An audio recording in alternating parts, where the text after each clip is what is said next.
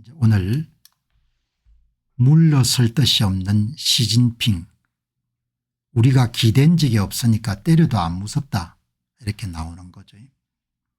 이제 도널드 트럼프 대통령이 비교적 다변인데 오늘 SNS는 중국 관련된 게 일체 없네요. 이제 아마 한 번도 경험해 보지 못한 미중 전쟁이 시작이 되는 거죠. 미국이 대중국 관세를 145%까지 올린 상황에서 중국이 결사황전의 메시지를 전하면서 장기전에 대비하고 있다.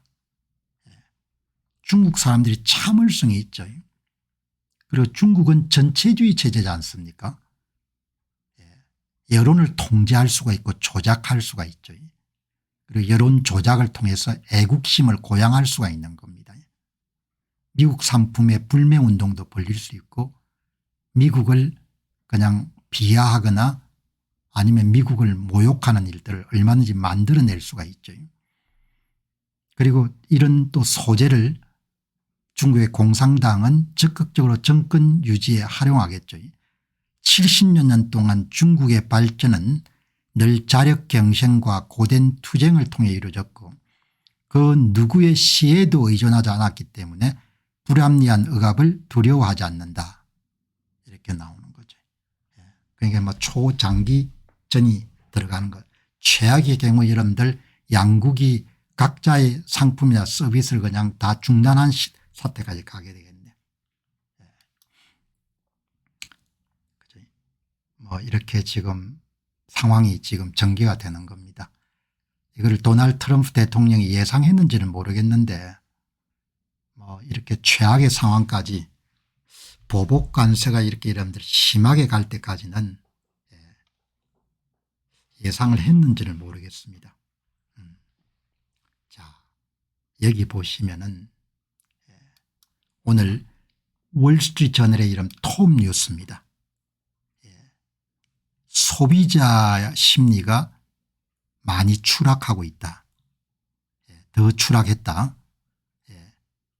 무역전쟁이 가속화되면서 그리고 미 국채를 팔아치우는 일들이 계속 진행되고 있고 결과적으로 공급 물량이 늘어나면서 미 국채의 가격이 떨어지고 그리고 가격과 반대 방향으로 움직이는 미국채 수익률 이자율이 4.5%까지 올랐다. 중국이 미국에게 125% 관세를 때리게 됐다. 이런 내용이 딱 자리를 차지하고 있네요. 생각보다 여러분들 전쟁이 확전되는 것 같습니다. 자, 이게 이제 미시간 대학에서 조사하는 소비자 심리지수.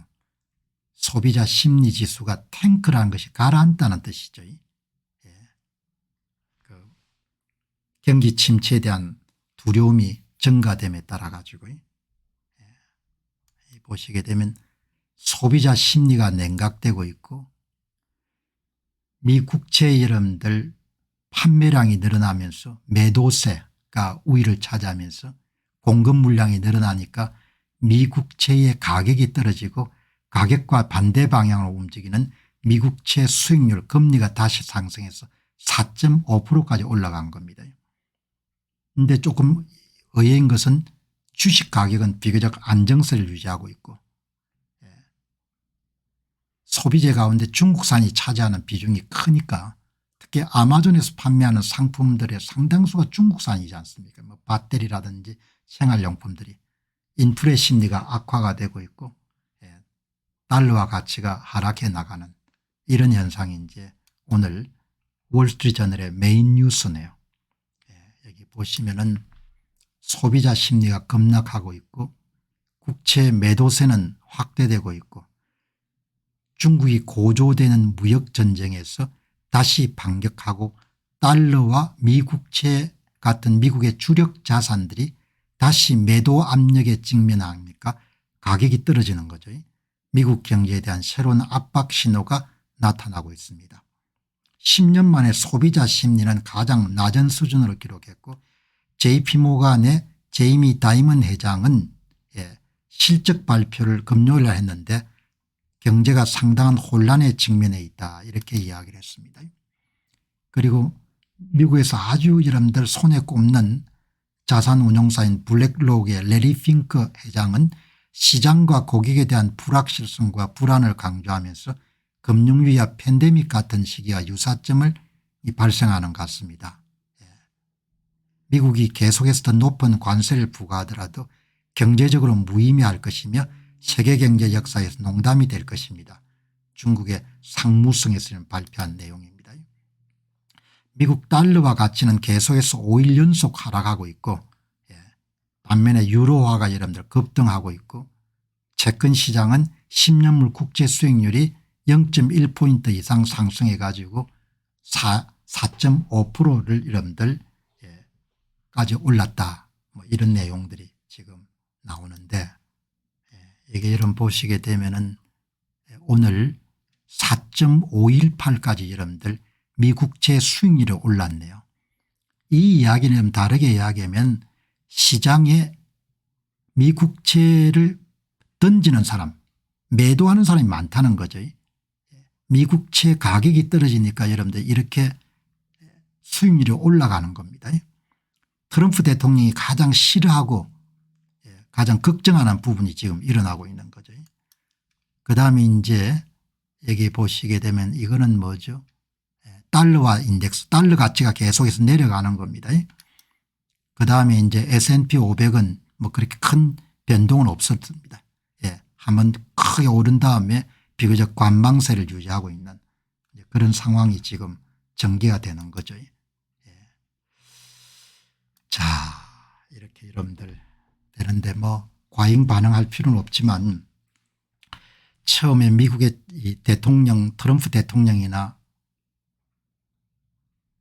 그분들이 생각했던 것보다 확전되는 것 같네요. 상황이. 미국이 절대적으로 불리하다 이렇게 볼 수는 없는데 예상보다도 조금 더 이제 확전돼 가는 것 같다. 그렇게 보시면 좋겠습니다. 자, 이제 어제도 말씀드린 바와 같이 지금 이제 미국의 정책 당국자나 트럼프 대통령이 가장 관심을 가지는 것이 미국채 수익률, 미국채 금리지 않습니까?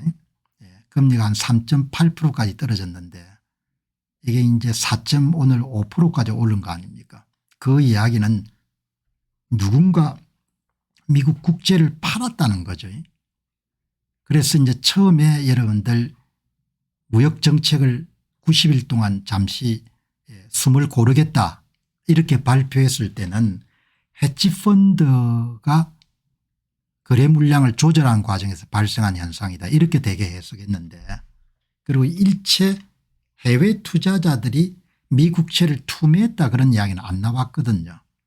그런데 이 보니까 아시아 시장에 특히 여러분들 미국채가 많이 공급 물량이 늘어난 그런 현상이 관찰됐는데 이제 오늘 보니까 일본인 투자자들이 팔았네요. 일본인 투자자들이 미국채를 내다 팔아가지고 공급 물량이 증가되면서 가격이 내려가고 반대로 움직이는 미국채 금리가 상승을 한 겁니다. 오늘 알려진 새로운 사실은 일본인 투자자가 트럼프를 멈추어 세운 미국채 쇼크 최대 보유국인 일본이 팔았다. 미국채를 가장 세계에서 많이 갖고 있는 해외 투자자들이 일본이 1조 달러 이상 정도를 갖고 있고 중국이 한 7천억 불 정도 갖고 있는 거죠. 일본인 투자자들이 향후에 인플레이션이 심화가 되고 경기 침체가 발생하게 되면은 미국채 가격이 여러분들 추가적으로 더 떨어질 것을 우려해 가지고 미국채를 던진 겁니다. 그래서 갑자기 공급 물량이 늘어나면서 미국채 금리가 올라가게 되는 현상이 발생한 겁니다. 그게 오늘 보도로 이렇게 나왔네요. 조선일보에. 미국채 10년물 금리와 30년물 금리가 급등한 것은 누군가가 미국채를 판매했기 때문인데 판매한 주체가 바로 일본이다. 백악관과 몇몇 대형 자산운용사들을 취재한 결과 일본의 미국 측 매도가 사실로 판명이 됐다. 이렇게 나오는 거네요. 그리고 그동안 일본이 계속해서 팔아왔네요. 일본 투자자들은 지난주에 미국채를 비롯한 해외 채권을 25조 원치 순매도했고 5개월 만에 최대 규모였다. 아직 여러분들 일본은 대외 자산이 굉장히 많은 나라죠. 이게 이제 나온 겁니다. 그래서 조선일보 보도를 제가 100% 믿을 수가 없기 때문에 한번 크로체크를 해봐야겠다. 그렇게 생각해 가지고 한번 추가 취재를 해보니까 일본이 판매한 걸로 보인다. 팍스뉴스에 그렇게 나오네요. 국채 가격 하락으로 인해서 국채 수익률이 상승했는데 이것은 투자자들이 국채 보유 위험에 대한 더 많은 보수를 요구하고 있기 때문이고 이것은 채권 시장에 큰 변화를 가져왔고 이 중요한 인물 가운데 하나가 일본인 투자자인 같다. 그렇게 해외 투자자들 가운데 누군가가 미국 국채를 시장에 팔아치웠는데 이것을 일본 투자가가 여러분들 주도한 것 같다. 이렇게 볼 수 있겠네요.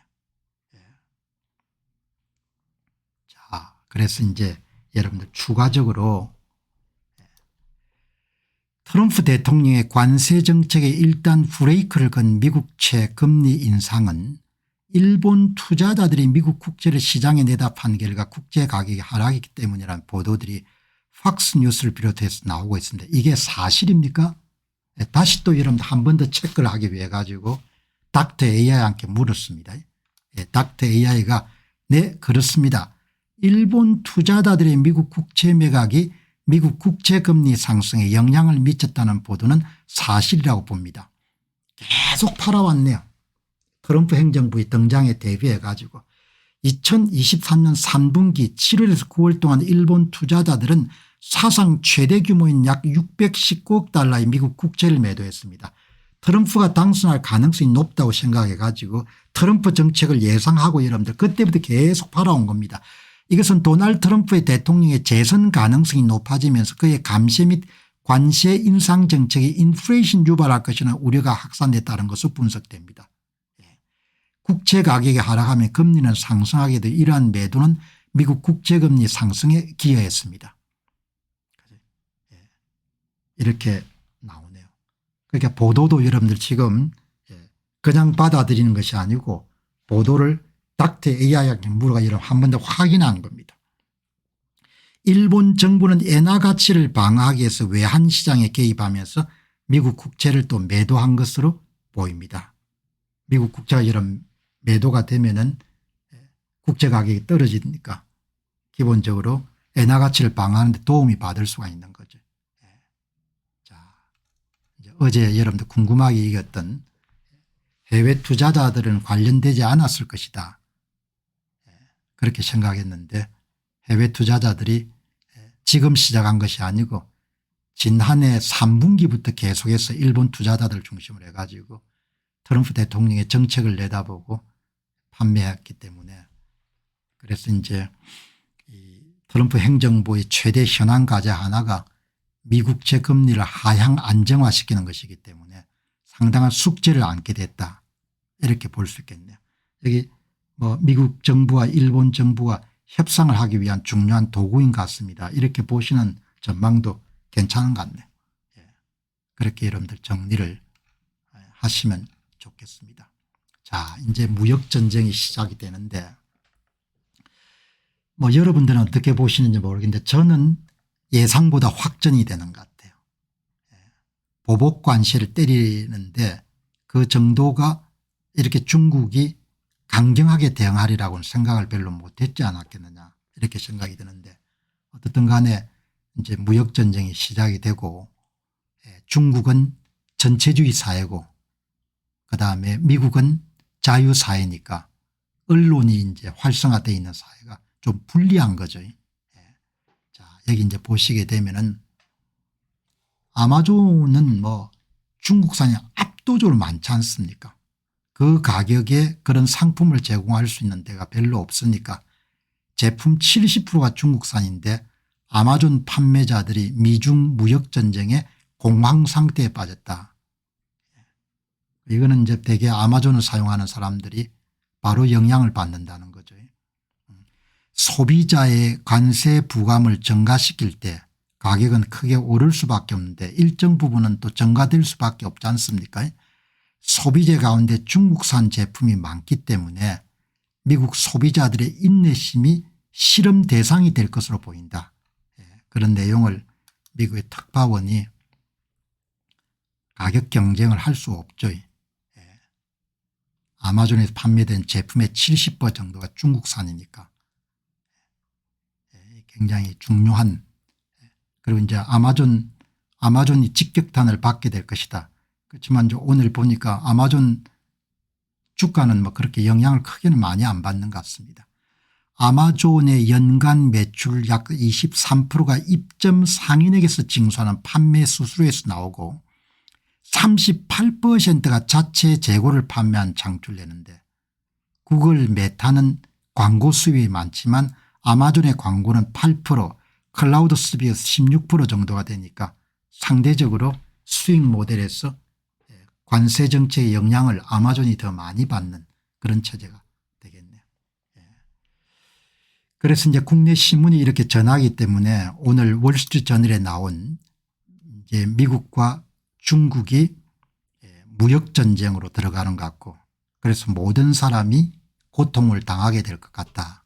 이런 추가 취재가 있기 때문에 소비자들은 상품 가격이 인상이 될 것이고 그리고 상품 가격이 인상된 제품에 대해서 공급업체를 바꾸는 것이 단기적으로는 쉽지가 않을 것이고 그리고 상품 가격이 인상되기 때문에 인플레 압박은 더 심해질 것이고 그다음에 구매력이 줄어들기 때문에 사람들이 소비 지출을 감소하게 될 것이고 그럼 기업들은 여기에 따라서 고용을 줄이는 쪽으로 나가면은 가장 두려워하는 리세션 침체 발생 가능성이 높지 않느냐 그런 내용이 여러분들 오늘 보도 내용의 핵심이네요.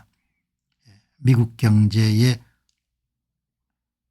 2022년 이후에 미국 인플레이션을 억제하기 위한 치열한 전쟁이 미 연준을 중심으로 해서 벌어졌는데 그 전쟁에 상당히 불리한 상황에 놓이게 됐다. 그런 내용이 나오고 그런데 생각보다도 공급업체를 변경하는 것이 단시간 내에 이루어지기가 어려운 과제다. 중국산을 대체하기가 그렇게 쉽지가 않다는 이야기입니다. 그래 관세로 인한 미국의 고통이 단기적으로는 일자리와 투자의 장기적인 증가로 상쇄될 것이라고 트럼프 대통령은 주장하는데 그 기간 자체가 대단히 문제가 될 수 있는 소지가 있다. 그렇게 장기간 중장기를 소비자들이 참아줄 수 있냐 문제인 거죠. 현재 2024년 기준으로 해서 중국 수입품이 차지하는 비중이 13% 정도 됩니다. 그런데 생필수품은 굉장히 비중이 높죠. 비중이. 그래서 뭐 그분들 속내를 정확히 알 수는 없지만 처음에 예상했던 것보다 훨씬 더 전쟁이 더 격화가 되는 145% 125%까지는 예상을 안 했을 것 같아. 이제 상황이 더 여러분들 전개가 되면은 미국은 중국산 제품의 접근 가능성을 거의 차단할 수 있는 거죠. 145% 정도 여러분들 관세를 두들겨 맞고 가격 경쟁력을 유지하기가 어렵지 않습니까? 그죠? 자, 이렇게 여러분들 정리하고 뭐 이제 중국은 참을성이 많으니까 그리고 통제 사회니까 그냥 우리 견디겠다. 무질서한 경제적 분리 디커플링이 이제 진행이 되는 거죠. 자, 여기서도 이제 오늘 미국과 중국이 경제전쟁으로 들어가는 것 같다. 이런 기사를 보게 되면은 이제 최악의 경우가 되면은 이제 뭐 기본적으로 미국 시장에 중국 상품이 퇴출되는 거지 않습니까? 세계 최대 소비시장에서 중국이 배제되는 것을 뜻하는 거죠. 그래도 거기에 따른 고통을 참고 견디겠다는 거 아닙니까? 중국 공산당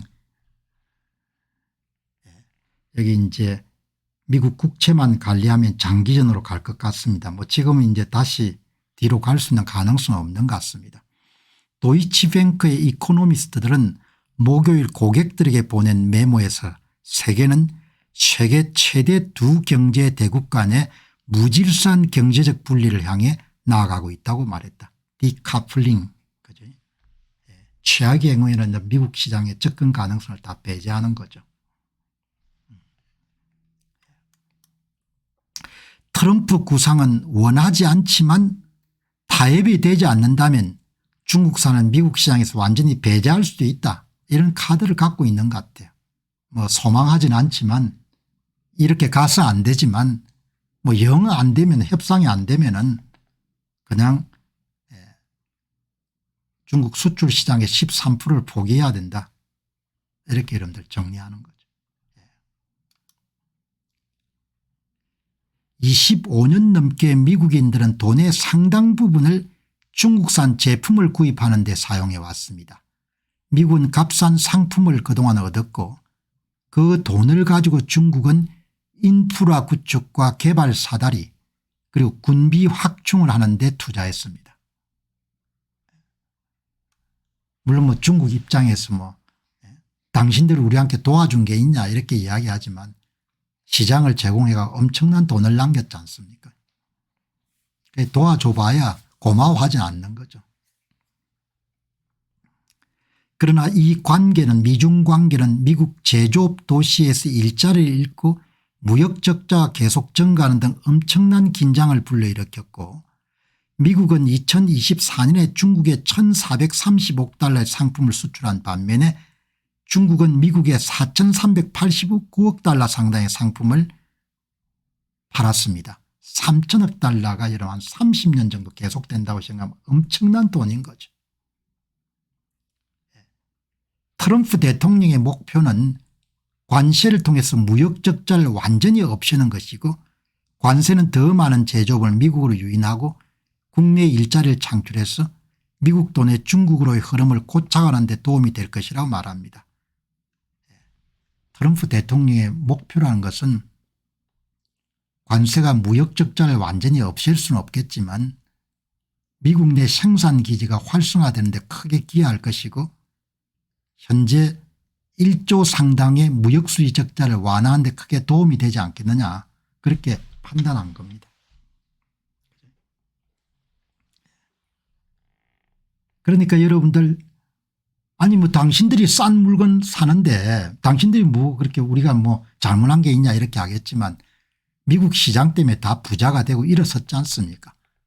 일본이 그랬고 한국이 그랬고 대만이 그랬고 홍콩이 그랬고 베트남이 그랬고 중국이 그랬고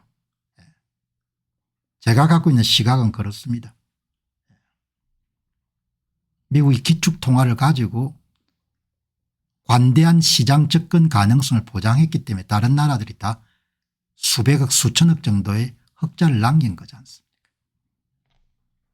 그런데 뭐 별로 덕 본 거 없다 이렇게 시진핑이 이야기하지 않습니까? 우리가 덕 본 거 없다. 그러니까 싸가지가 없는 거죠.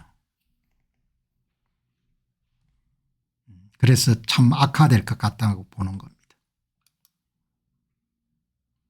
캐피탈 에코노믹스의 경제학자들은 향후 몇 년 동안 대미 수출이 절반 이상 감소할 수 있다는 계산을 내놓았고 소시에테 제네랄의 분석가들은 중국의 대미 수출이 대부분 사라질 것이다. 현재 미중 무역 경로의 1일 컨테이너 예약은 작년 3월 말에 비해서 4분의 1 정도로 감소했다.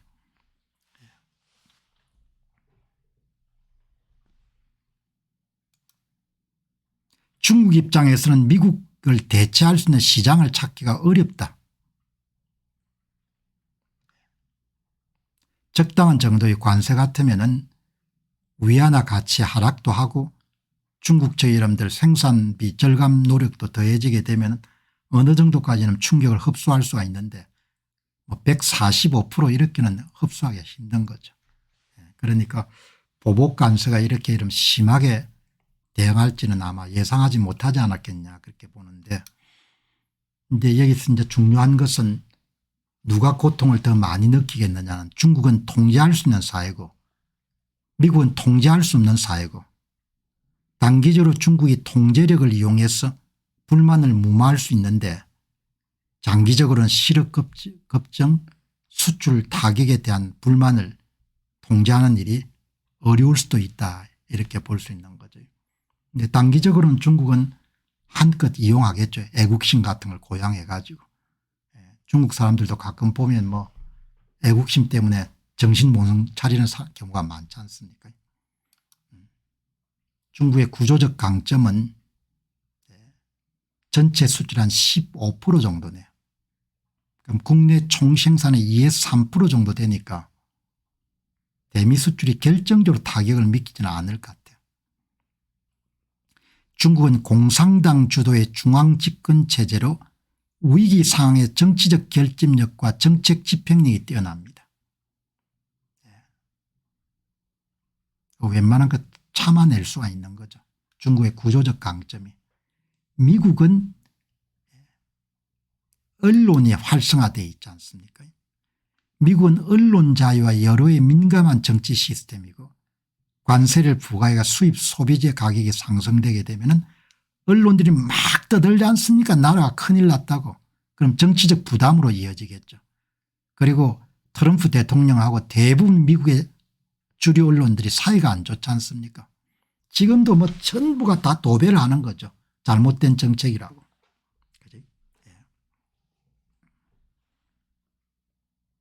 특히 월마트에서 파는 중국산 저가 소비재는 서민 가게 필수적이므로 영향이 크기 때문에, 그리고 이제 2026년도에 중간선거가 있고, 그러니까 개방사회하고 폐쇄사회가 언론이 있기 때문에 개방사회가 좀 불리하죠.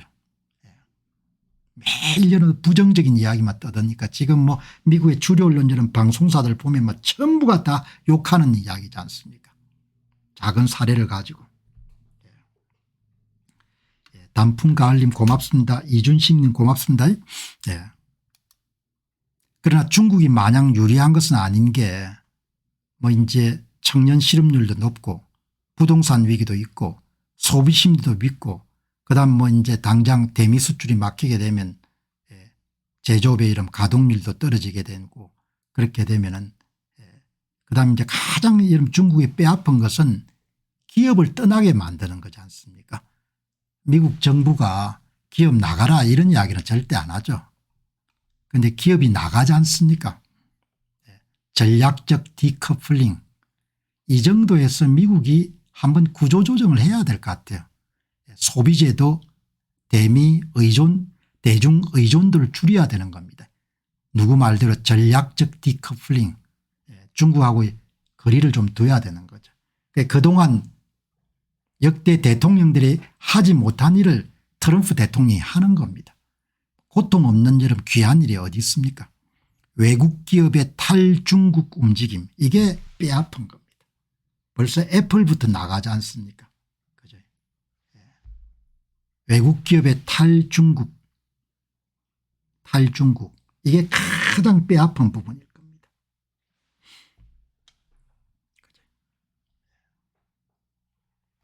미국한테 이런 전쟁을 치르면 안 되는 거죠. 워낙 큰 나라니까. 자, 그러면 이렇게 오래 가면 어떻게 되는 거냐, 이런 생각을 해볼 수가 있는 거죠. 완전히 배제할 수도 있겠네, 그런 생각이 여러분 드시죠? 트럼프는 구상의 이런 최악의 단계는 완전 배제도 할 수 있다는 생각을 갖고 있을 겁니다. 완전 배제. 그러니까 뭐 비난도 있겠지만 대통령이 해야 될 일이 뭔가, 역대 미국 대통령들은 무난하게 그냥 넘어온 겁니다. 정치 리스크를 지나치게 감당하는 그런 정책 쓰지 않고. 트럼프 대통령이 다른 거죠. 미국 언론들 보면 금세 나라가 망할 것처럼 여러분들 이렇게 비난하는 겁니다. 오늘 월스트리트저널의 일면 톱 기사에 오피니언 섹션 보시기 바랍니다. 여기도 뭐 언론들이 다 이런 모양입니다. 트럼프 정부는 대중국 무역 정책을 갖고 있는가? 예, 사설입니다. 뭐 읽어보지 않더라도 삐딱한 이야기가 있을 겁니다. 뭐 제목 자체가 삐딱하지 않습니까? 미국의 주류 언론들이 대부분 그렇고 그나마 상황이 좀 나은 월스트리트 저널조차도 뭡니까 이렇게 삐딱한 글을 쓰는 겁니다. 트럼프가 아무 전략도 없이 그냥 지 마음대로 한다 뭐 이런 식인 겁니다. 트럼프가 대중정책이 없이 그냥 지 마음대로 지금 하고 있다.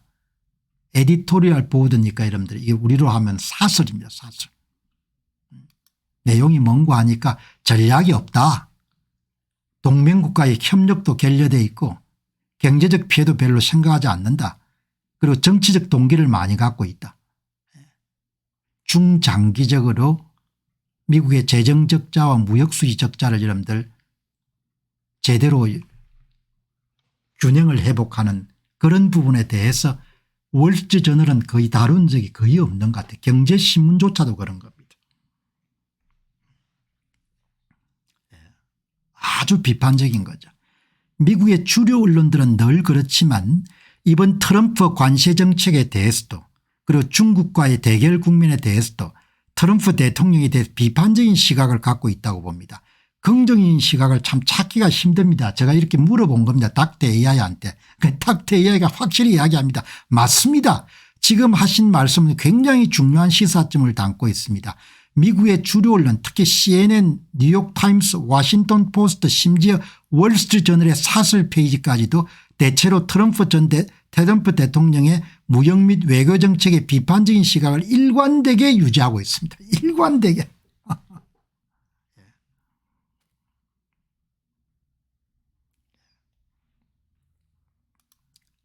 왜 주류 언론이 트럼프의 대중정책에 비판적인가? 기자들이 대부분 자유무역이 최고라고 배웠기 때문에 대학에서 경제원론이든 뭐든 간에 대부분 사람들이 뭐죠? 전통적 자유무역은 최고로 좋은 거다. 한 번도 회의적인 시각을 가져본 적이 없는 겁니다.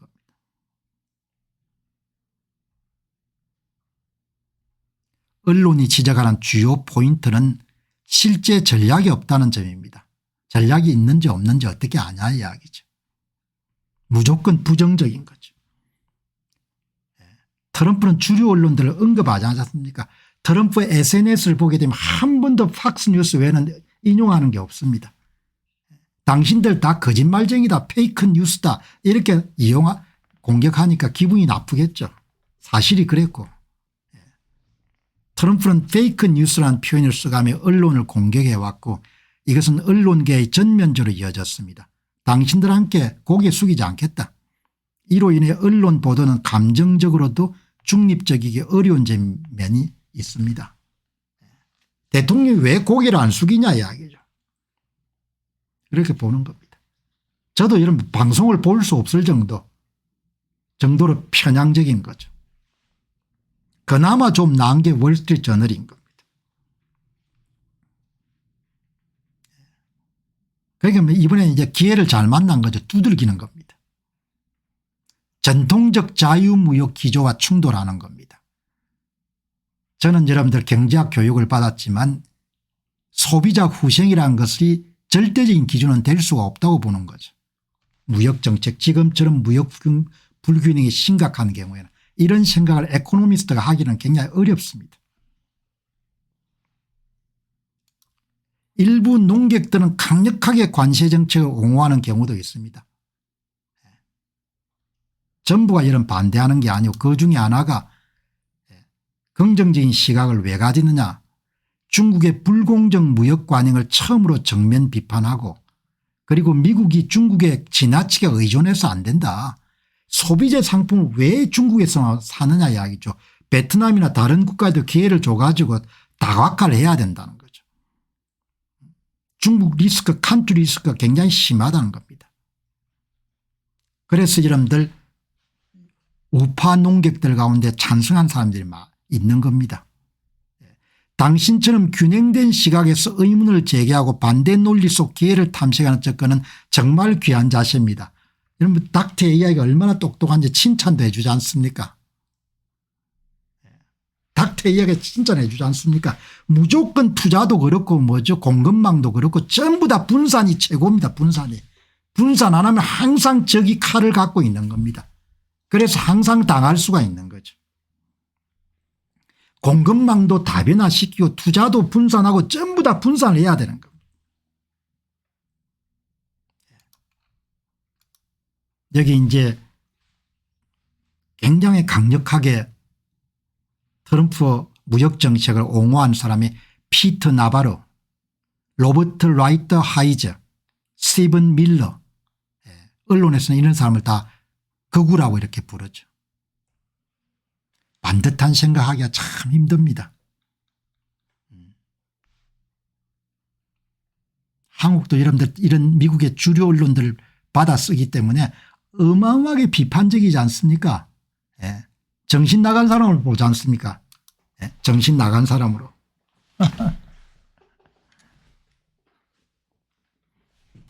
예.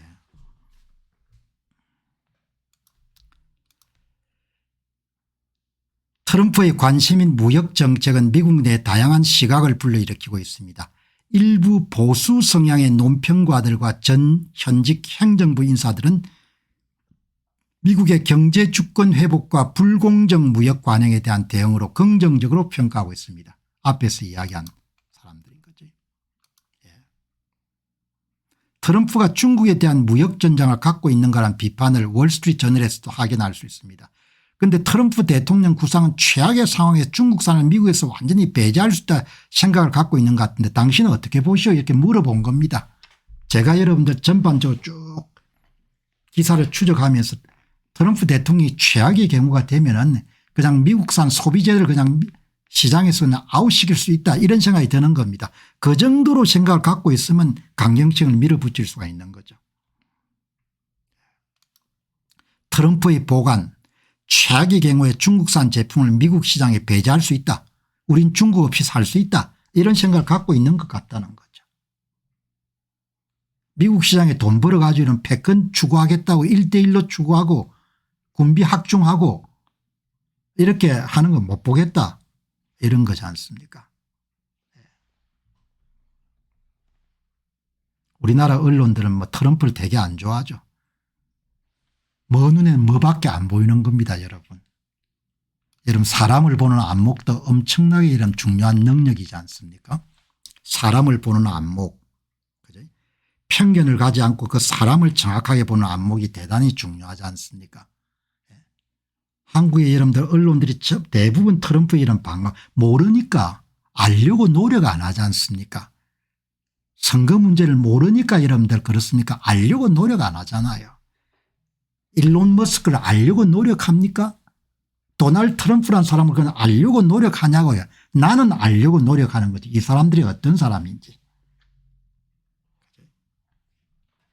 그러니까 편견을 갖게 되면 눈에 뭐가 씌이기 때문에 맨날 욕설을 하는 겁니다. 저는 진짜 이런 편견 없이 사람들을 알려고 노력하죠. 왜 저 사람이 저럴까? 왜 저렇게 이야기할까? 여러분 대본 없이 1시간 2시간 떠들 수 있는 정치인이 누가 있습니까? 그게 미친경이가 하는 짓입니까? 엄청난 지적인 불화가 있기 때문에 가능한 거죠. 트럼프 대통령은 체계적인 훈련을 받은 사람이지 않습니까? 유펜에서 이런들 MBA를 하고 이러면 사업을 한 사람이지 않습니까? 콘텐츠가 머릿속에 엄청나게 있지 않습니까? 그러니까 여러분들 대본 없는 이야기를 하는 겁니다. 본인이 SNS 보시기 바랍니다. 얼마나 똑똑한 사람인지.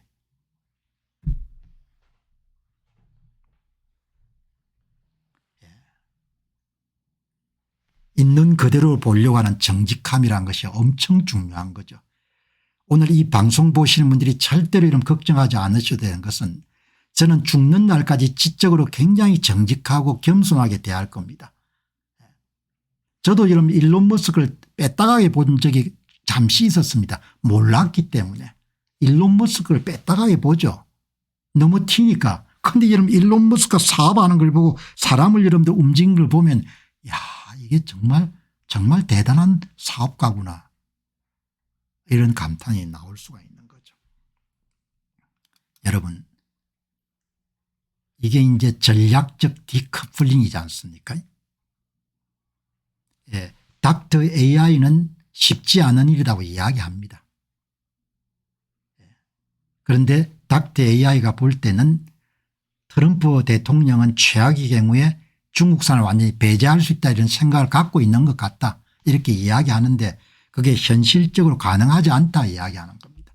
그런데 저는 가능할 거로 보는 겁니다. 그런데 닥터 AI하고 제가 또 함께 의견을 함께 하는 것은 최악의 경우에 트럼프 대통령 머릿속에는 중국 없이도 갈 수 있다 이렇게 보는 겁니다.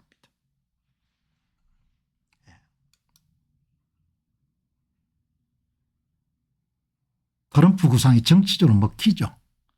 트럼프 대통령은 구조개혁을 지금 추진하고 있는 겁니다. 구조개혁을. 구조개혁을 통해 가지고 미국의 일자리를 확보하고 중국산의 이런 의존도를 줄이고 재정적자 무역수지 적자를 좀 개선하고 그렇게 이러면 하는 겁니다. 이제 이 닥터 AI는 현실적으로 중국 없는 미국이 쉽지 않을 것이다 그렇게 생각 저는 전혀 다르게 생각한 겁니다. 중국 없으면 베트남 만들면 되는 것이고 중국에 많은 것이 뭐 특별한 게 없다 이야기죠. 애플 중국에 만드는 거 그냥 인도 옮기면 되는 것이고 베트남 옮기면 되는 겁니다. 특별한 게 없는 겁니다. 그런데 미국이 갖고 있는 건 특별한 거죠. 반도체를 설계하는 거 특별한 거지 않습니까?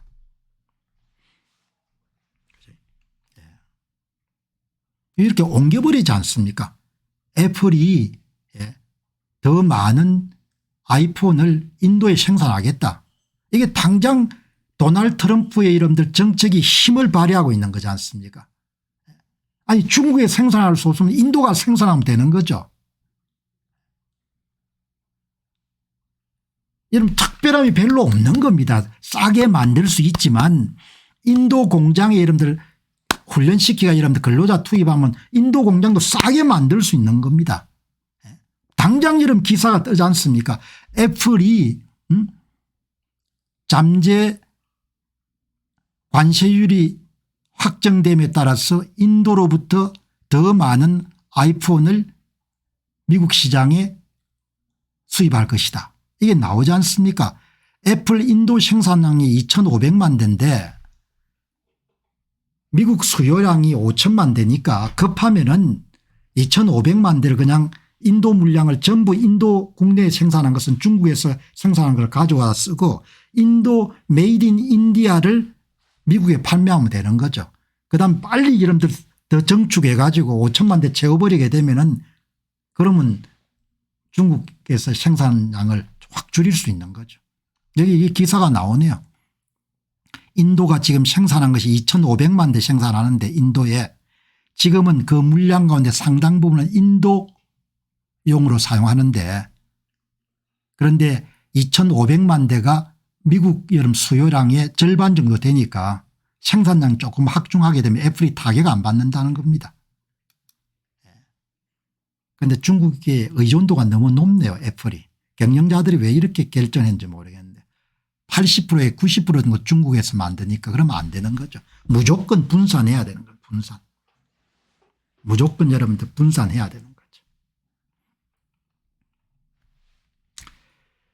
자, 오늘 여러분 시간이 좀 많이 됐는데 이 트럼프 대통령의 속마음을 한번 오늘 읽어보시기 바랍니다. 정말 여러분 대단한 시대가 된 겁니다. 대통령 마음을 중간 거래상인 언론을 통하지 않고 우리가 직접 읽을 수 있는 겁니다. 언론사 기자보다 훨씬 더 정확하게 오늘 공병호 TV를 보시는 분들은 훨씬 더 언론사 기자보다 더 정확하게 여러분들 읽을 수 있을 겁니다. 왜?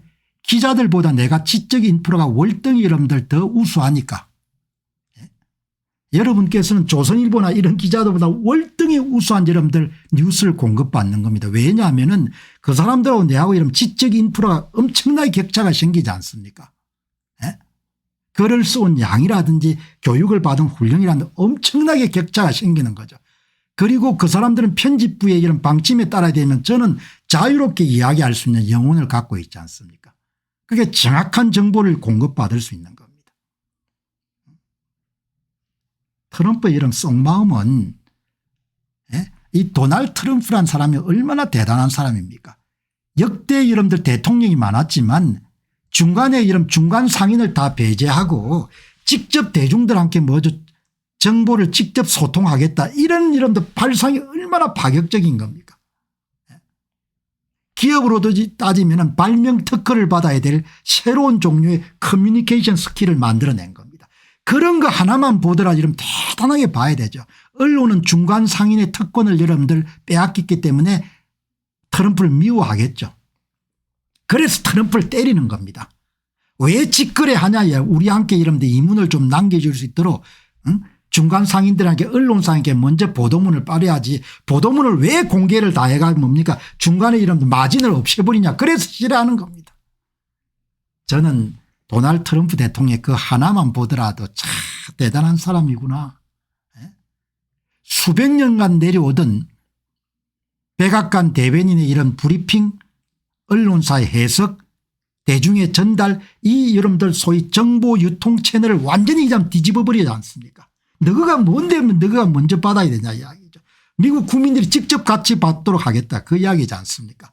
그 하나만 보더라도 야, 이 트럼프란 사람은 대단한 파격적인 발상에 오늘 한 분께서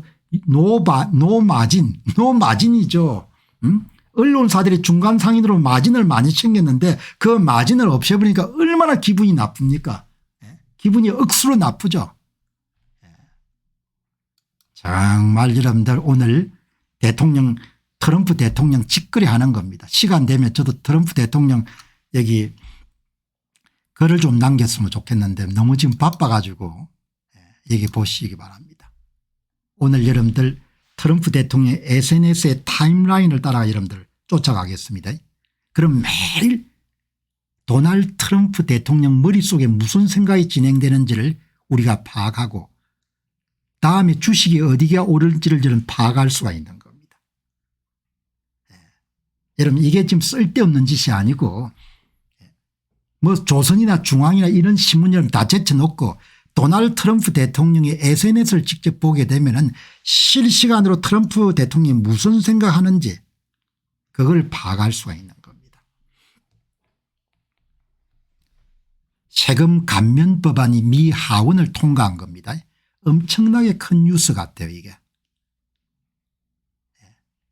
트럼프 경제학의 원칙을 확인할 수 있는 겁니다. 세금 깎아가지고 경기 부양시키자 그 이야기인 겁니다.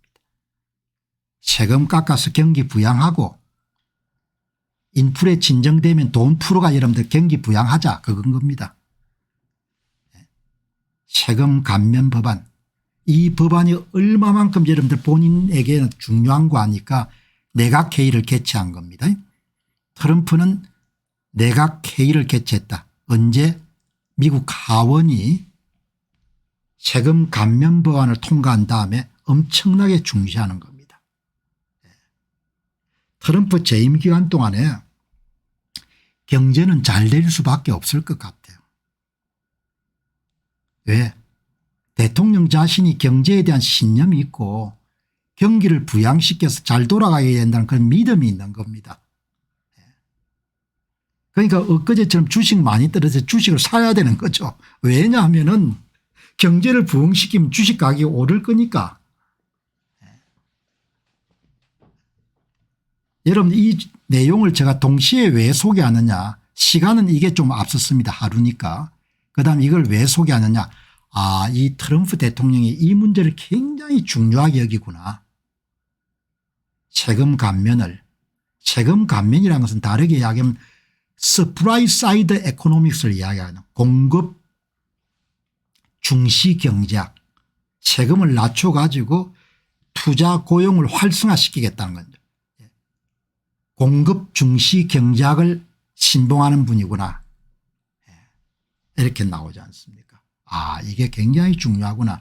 이게 이런 핵심 내용이 뭔고 하니까 2025년 4월 10일 도널드 트럼프 미국 대통령이 추진한 대규모 감세 정책이 하원에서 아슬아슬하게 통과됐습니다.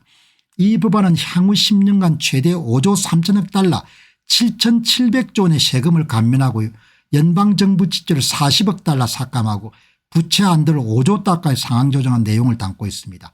하원 표결 결과는 찬성 216표 반대 214표로 근소한 차이로 가결됐습니다. 트럼프 대통령의 매우 중요한 정치적 성과입니다. 미국 역사상 가장 위대하고 중요한 정책 중 하나를 위한 무대가 마련됐습니다. 트럼프 대통령 평가입니다.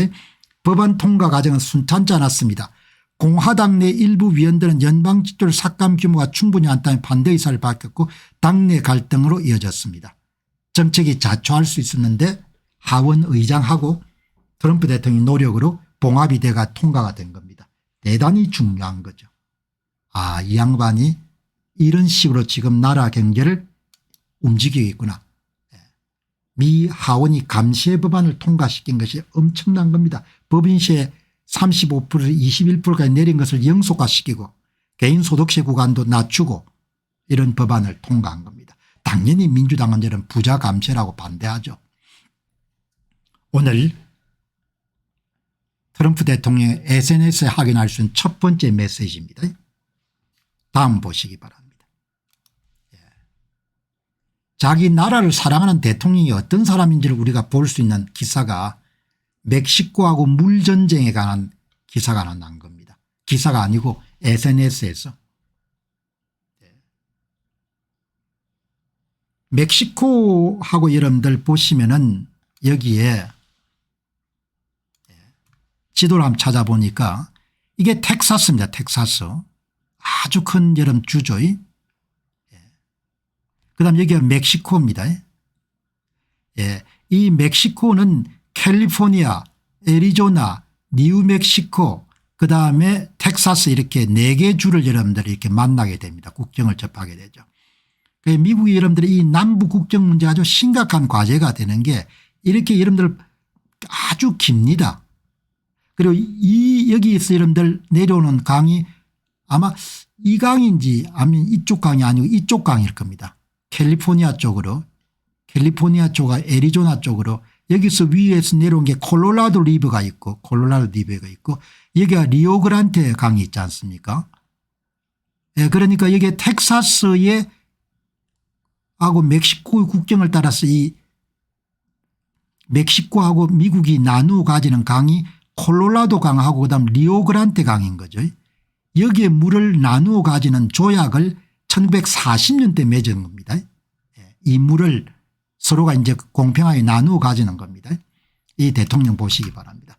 멕시코는 1944년 물조약에 따라 텍사스에 130만 에이커의 물을 빚지고 있지만 안타깝게도 멕시코는 조약 의무를 위반하고 있습니다.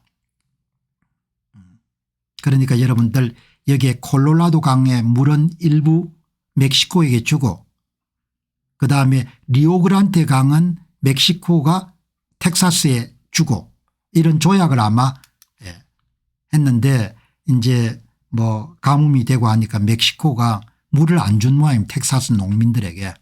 그래 텍사스 농민들이 지금 어려움을 겪고 작년에 멕시코가 텍사스 농부들로부터 물을 훔치고 있기 때문에 텍사스에 있는 유일한 설탕 공장이 문을 닫았습니다. 텍사스 상원의원 테드 크루즈는 남부 텍사스에 물을 공급하기 위해 싸움을 주도해 왔지만 슬리피 조 바이든이 농부들을 돕기 위해서 손가락 하나 까딱하지 않았습니다. 이제 끝났습니다. 멕시코가 우리 조약을 위반하지 않도록 하고 텍사스 농부들에게 피해를 주지 않도록 하겠습니다. 지난달에 저는 멕시코가 1944년 물조약을 준수할 때까지 티우아나로의 물 운송을 중단했습니다. 저희 농부부 장관 블록 롤린스는 텍사스 농부들을 지지하고 있으며 멕시코가 조약을 준수하고 텍사스 물을 공급할 때까지 관세와 제재를 포함한 결과를 계속해서 확대할 것입니다.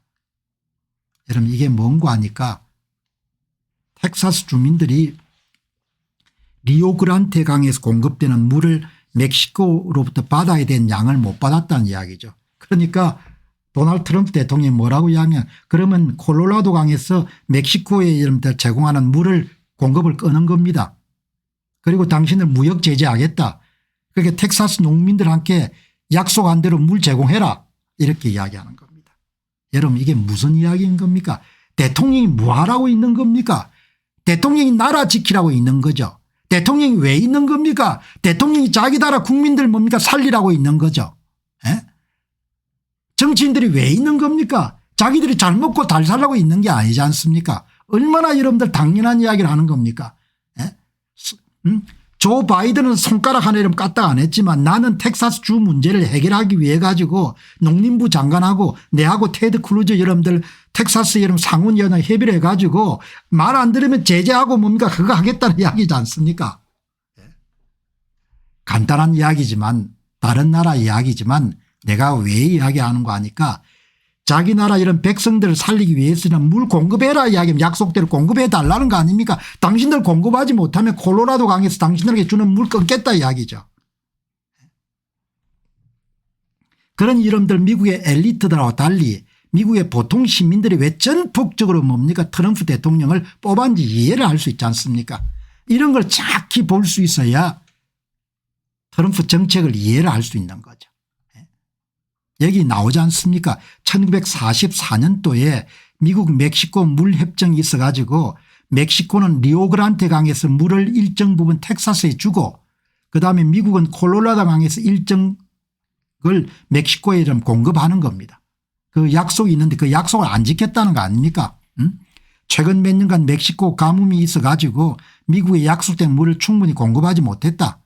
그래서 트럼프 대통령이 티우아나로의 물 공급을 중단하겠다. 아마 이게 내 생각에는 아마 지명을 내가 잘 모르겠는데 콜로라도 강에서 주는 물을 끊고 관세 때리고 제재하겠다. 그렇게 하는 겁니다. 여러분 그래서 국민들이 좋아하는 겁니다. 보통 국민들이. 엘리트들은 좀 시큰둥하겠지만.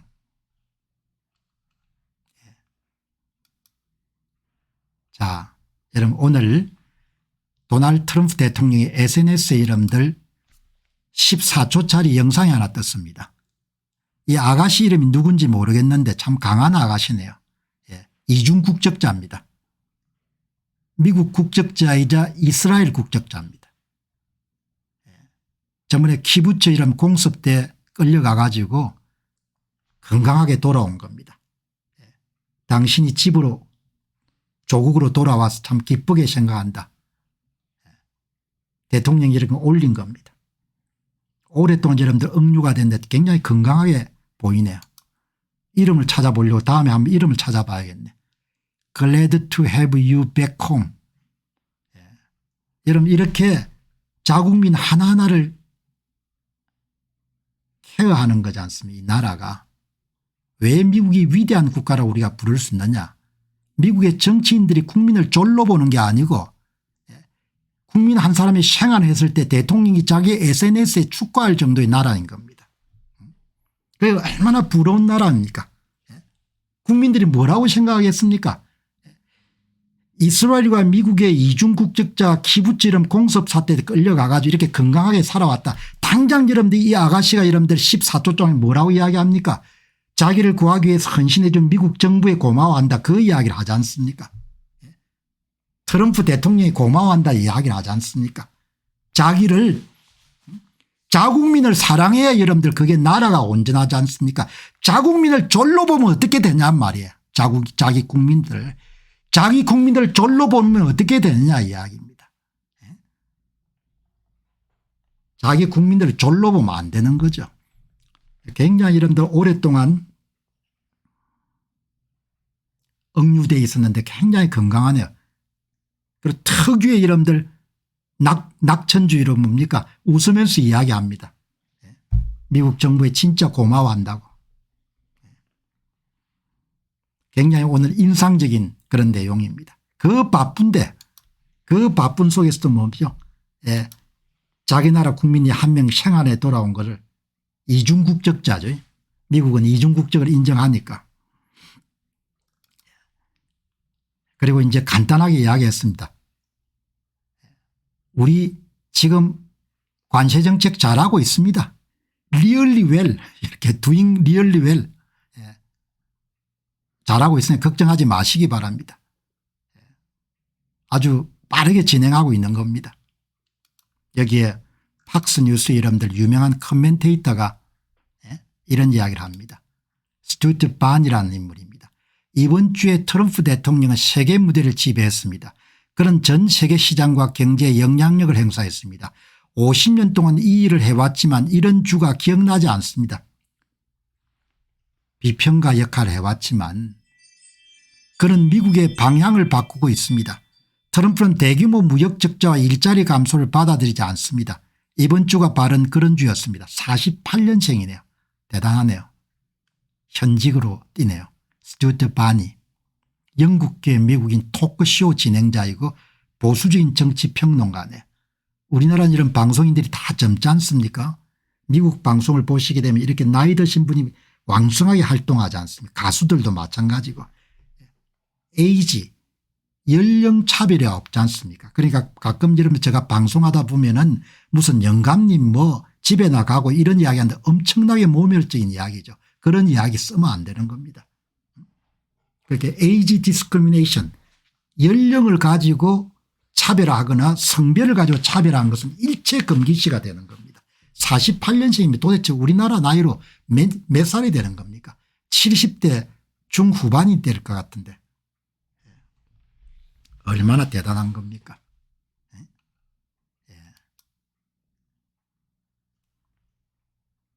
트럼프 대통령은 소셜 시큐리티 지출을 줄이고 그리고 사기 소셜 시큐리티 사기를 지금 중지시키고 있습니다. 트럼프의 세 번째 내각회의는 바이든 내각 전부보다도 더 많은 질문과 답변을 했습니다. 뭐 그런 뜻이지 않습니까? 얼마나 똑똑합니까? 기내에서도 계속 질문을 받지 않습니까? 국민들에게 알려주고 소통하는 것이 엄청나게 중요한 미션이라고 생각하는 겁니다. 그죠? 국민들이 궁금해할 테니까 내가 어떻게 생각하고 앞으로 어떻게 가고 이렇게 여러분들 이야기를 하지 않습니까? 계속 기내에서도 뭐죠? 막 이렇게 흔들리게 하면서. 자, 여러분 이렇게 우리는 실시간으로 트럼프 대통령을 볼 수 있는 겁니다. 속내를.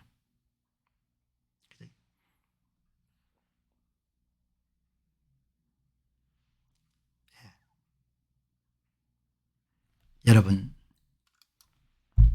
칼을 권력을 쓰는 걸 보잖아요.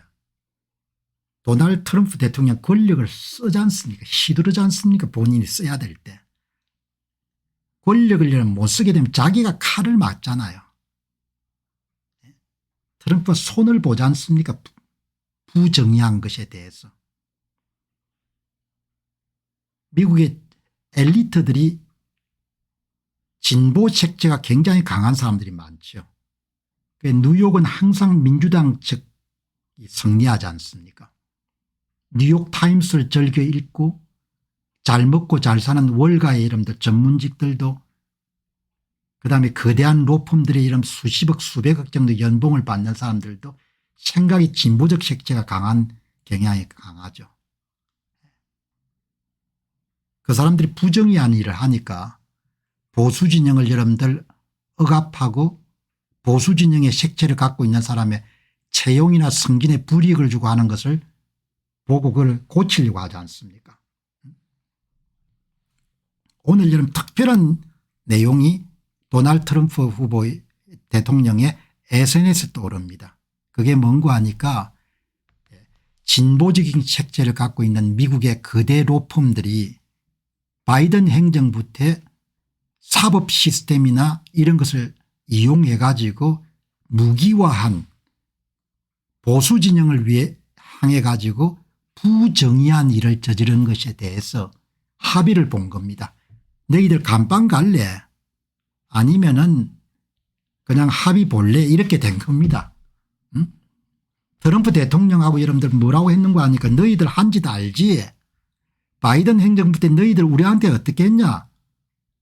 너희들 그냥 끝까지 소송해 가지고 뭡니까 그냥 내가 그냥 끝까지 너희하고 맞서게 되겠냐. 아니면 당신들이 양보해 가지고 적정한 보상을 하겠냐. 다 손든 거죠. 보상하겠다. 이게 뭔고 하니까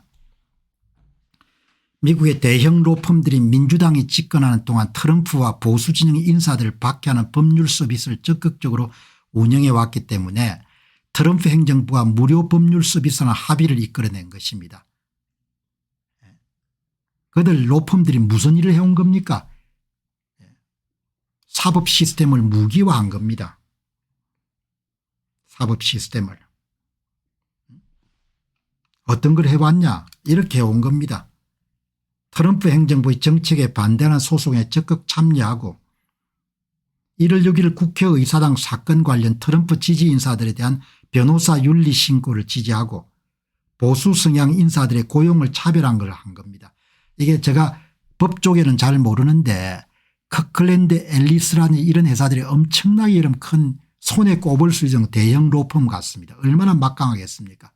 미국의 대표적인 대형 로펌들은 전통적으로 민주당 성향이 강한 곳들이 많습니다. 강하겠죠. 맨날 뉴욕타임스를 읽을 테니까 뉴욕타임스를 가지고 사상세례를 매일 하는 겁니다. 그러니까 세상을 뉴욕타임스식으로 보겠죠. 저는 뭐 뉴욕타임스 그냥 보지도 않지 않습니까. 항상 뺐다간 여러분들 기사들이니까. 보통 대통령이면 그냥 넘어갔을 거면 대형 로펌들도 엄청나게 파워가 크니까 끝까지 맞서지 않습니까. 트럼프 대통령은 이들 로펌이 다음과 같은 방식으로 사법 시스템을 무기화했다고 주장합니다. 보수적 정치 이념을 가진 인사들을 불공정하게 취급하고 진보적 사안에만 프로보노 법률 서비스 무료 서비스를 제공하고 트럼프 본인을 포함한 보수적 인사들에 대해 정치적 동기를 가진 법적 공격에 간접 직접적으로 연루되어 있습니다. 트럼프 대통령과 그의 팀은 이번 협약을 다음과 같이 해석합니다. 그동안 민주당과 좌파를 도운 로펌들이 이제는 보수적 이슈에도 공정하게 나서겠다는 약속을 했습니다. 이것은 법조계의 균형을 되찾는 시작입니다. 미국도 여러분들이 캠퍼스라든지 엘리트들이 이렇게 좌편향 시각이 많은 겁니다. 그거를 그냥 돈을 받은 게 아니고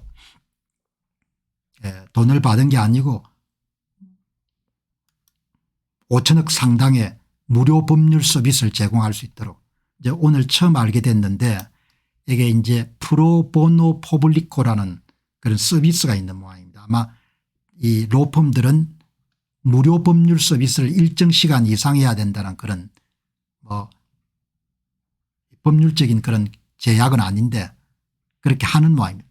변호사나 법률사무소가 돈을 받지 않고 개인단체 또는 공익을 위해 무료로 법률 조언이나 소송 지원을 제공할 활동을 하는데 이거를 이제 뭐 5천억 불 상당을 이게 오늘 이런 기사가 3개 난 겁니다. 이렇게. 이게 화이트하우스 백악관으로부터 성명. 오늘 대통령과 트럼프 행정부는 카드왈라드 위크샴 앤 탭트 로펌과 합의를 봤습니다. 뭐 이런 내용입니다. 캐드왈라드 워크샴 앤 탭트 로펌과 협정을 체결했습니다. 대통령은 우리가 미국에서 당파적 법률을 종식시키고 모두를 위한 자유와 정의를 회복될 때까지 싸움을 멈추지 않을 것입니다. 대형 로펌들이 진보적 여러분 인사들을 중심으로 해서 특정 정당에 유리한 여러분들 그런 법률 서비스만 제공한 부분을 시정해야겠다는 겁니다. 그래서 이 사람들이 보수 쪽에 무료 서비스를 증가시키는 쪽에 이게 지금 3가지나 나온 겁니다.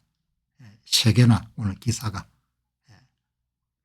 오늘 도널드 트럼프 대통령과 캐드왈라드 워크샴 탭트는 캐드왈라드와 제한 1년의 조치에 대해 다음과 같은 약속을 발표합니다. 트럼프 대통령과 캐드왈라드 로펌이 모두가 지지하는 대의에 총 1억 달러 이상의 무료 법률 서비스를 제공할 예정입니다. 돈을 받는 게 아니고. 권력을 어떻게 쓰는지를 보여주는 겁니다. 보시면 또 여기 보시게 되면은 또 이런 별도의 그런 권력을 이렇게 쓴 겁니다. 국민을 위해 가지고. 진보적 색채의 로펌들에 대한 경고, 균형 되찾기 일환이다. 그렇게 볼 수 있는 거죠. 도널드 트럼프 대통령이 발표한 SNS상의 성명은 미국의 대형 로펌 등과의 협약을 통해 법률 서비스를 제공받는 내용입니다. 총 5억 달러 이상의 법률 서비스를 제공한 것을 목표로 하고 있는데 협약의 중요 내용은 법률 서비스 제공, 정의 실현과 반유대주의 대용, 보수적 가치를 반영한 법률 지원을 통해 정치적 다양성을 추구합니다. 인상적인 내용인 거죠. 그냥 안 넘어가지 않습니까? 고쳐야 될 건 고치는 거죠.